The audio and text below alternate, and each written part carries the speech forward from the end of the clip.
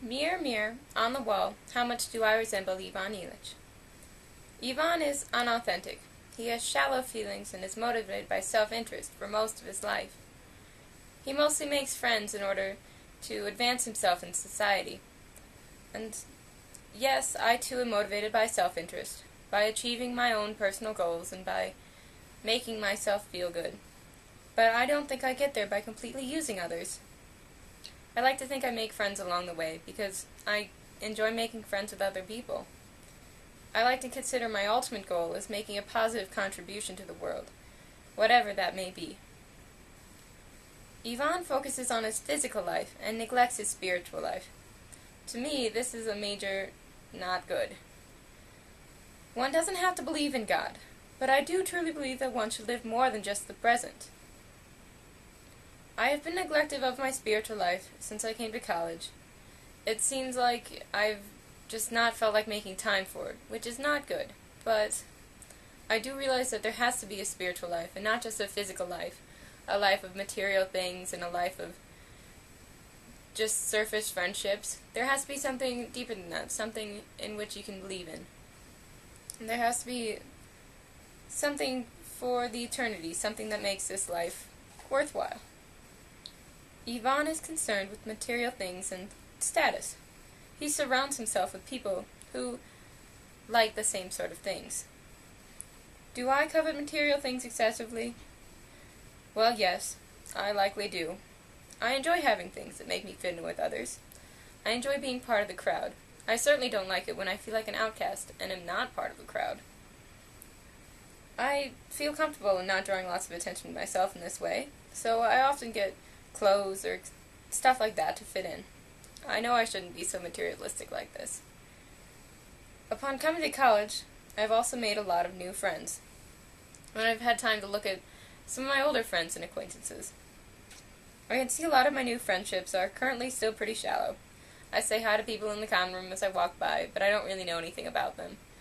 I sit by some people in class, but I've never talked to them otherwise. But I am working on opening up on deeper levels to these new friends, and that will always help us get closer.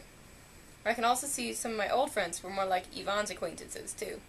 Some I have not kept in touch with, and I will still wave to them when I see them on the street, but I guess I don't miss them all that much.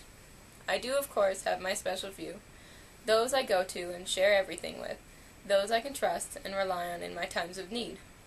I am happy with having a few of these people, because everyone needs people like this. Ivan had Jirisin near the end. And I'm happy with only having a few of these people, because not everyone needs to know my life story. That just seems like too much of the world knows too much about you. Ivan and his family are selfish, and unnoticing of the world around them. Lisa had a quote in the book, where she wondered why Ivan was troubling them so much while he died.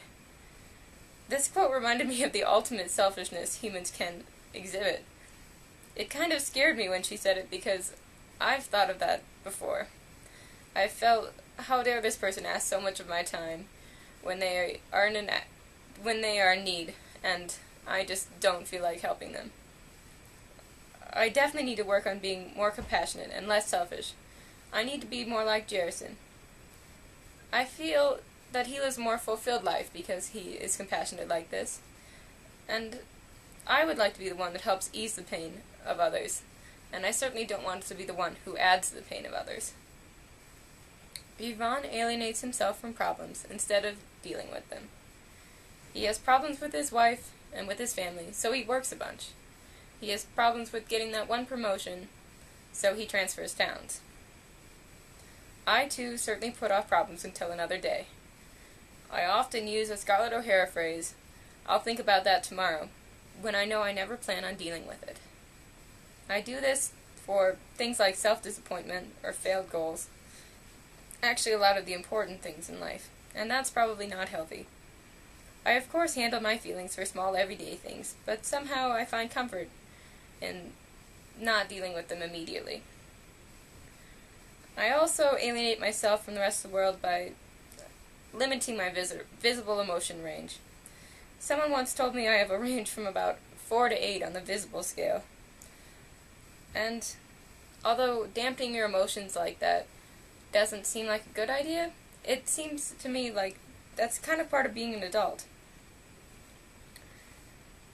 I'm not so sure about whether that's a good thing or not yet, but Yvonne definitely put in a good case against dampening emotions. I'll have to think about this one more. Well, that's mostly myself in terms of qualities and anti-qualities of the beloved deceased Ivan Ilych. He certainly showed me a lot about myself, both good and bad things. Hopefully I can use him as an example in the future to guide my life in the right directions. I guess only time will tell.